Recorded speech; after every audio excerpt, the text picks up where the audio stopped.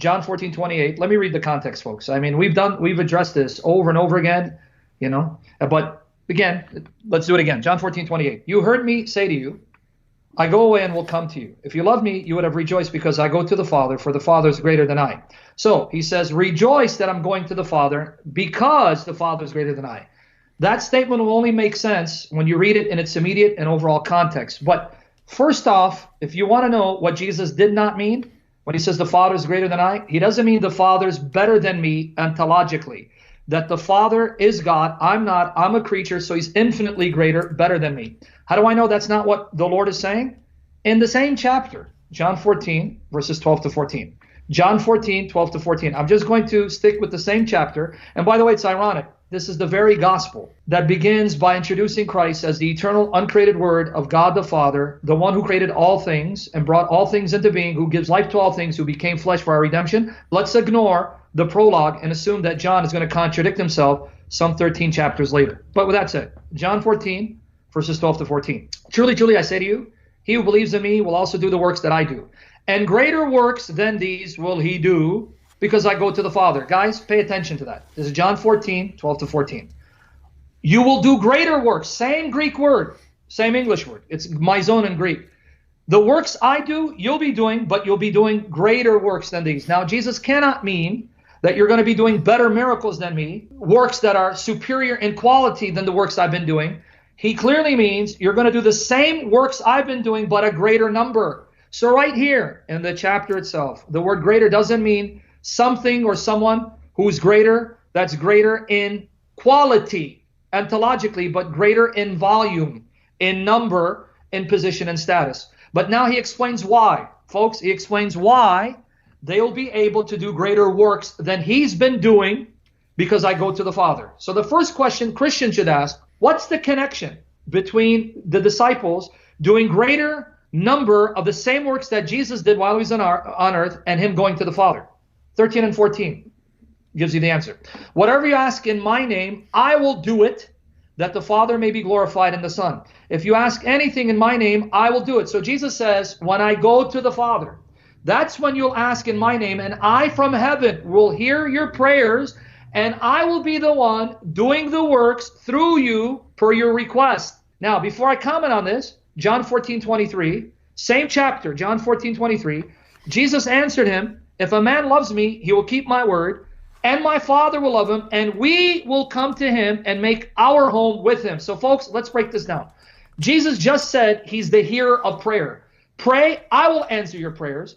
And Jesus claimed to be present personally with every true believer to the same extent and to the same degree that the Father is present with every true believer. This assumes that Jesus must be omnipresent. For him to dwell in communion and fellowship with every true believer, he must be omnipresent. He must be omniscient. He must know who the true believers are from the fake Christians. And he must be omnipotent, all-powerful, in order to be able to answer all requests, no matter how many people are asking him, no matter where they're at, and what those requests happen to be. By golly, last time I checked, to be omnipresent, omniscient, omnipotent, and the hearer of prayer makes you God. But now notice, folks, though he's claiming the attributes of God, the functions of God, he's still not the Father. He's distinct from the Father, and yet one with him in the Father's ability to do the very things that Jesus says he can do, which are things that only God can do. And this is the chapter you want to quote to try to prove that Jesus saying the Father is better than me in essence? No, it means the Father is greater in terms of status, because while Jesus remains on earth, he's in a state of humility. He's assumed the status of a servant. And he's saying to them, if you love me, you'll rejoice, because as long as I remain here, the Father will be greater in status. But when I go to the Father, that will change. Now, how do I know that will change? John 17, verse 5. And now, Father, glorify thou me in thine own presence with the glory which I had with thee before the world was. 2 points. Jesus says, glorify me in your presence. When I return to heaven, the glory you possess is the glory you'll bestow on me in your presence. And secondly, that's the glory I had already with you before the world was created. So Jesus affirms two things. He was there personally alongside the Father before the creation of the world, and he was there alongside the Father in the same glory, and that's the glory he set aside, but he'll regain And that's what he meant. If I remain on earth, the Father is greater in status because the Father is in heavenly glory. But when I go to the Father, I'll no longer be in the state of humiliation where sinners beat me and whip me to the point of death and nail me to the cross. I'll be basking in the same glory of the Father, where all the inhabitants of heaven will behold my glory and know I'm the Son of God who's one with the Father. And then finally, this passage proves that Islam is false and Muhammad is an antichrist. Why? Because Jesus said the Father, and he's the Son who shares the same glory that the Father possesses, all of which Muhammad denied, because Muhammad said Allah is not the Father, Jesus is not the Son. So thank you, Adnan, for quoting a verse that proves Muhammad is an antichrist under the wrath of Christ. Thank you, David.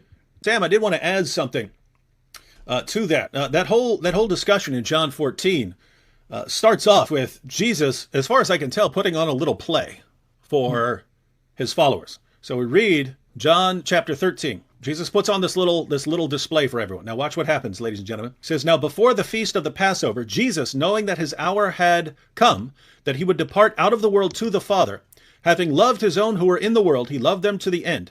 During supper, the devil having already put into the heart of Judas Iscariot, the son of Simon, to betray him, Jesus, knowing that the Father had given all things into his hands, and that he had come forth from God and was going back to God. Notice, Jesus, knowing that where he had come from and where he's going back to, where he's about to go back to, got up from supper and laid aside his garments, and taking a towel, he girded himself. He got up from supper, he gets up, he goes, he takes away his normal garments, puts those aside, wraps himself in a towel. Then he poured water into the basin and began to wash the disciples' feet and to wipe them with the towel with which he was girded. So he came to Simon Peter. He said to him, Lord, do you wash my feet? Jesus answered and said to him, what I do you do not realize now, but you will understand later. Peter said to him, never shall you wash my feet, right? That was considered a slave's work.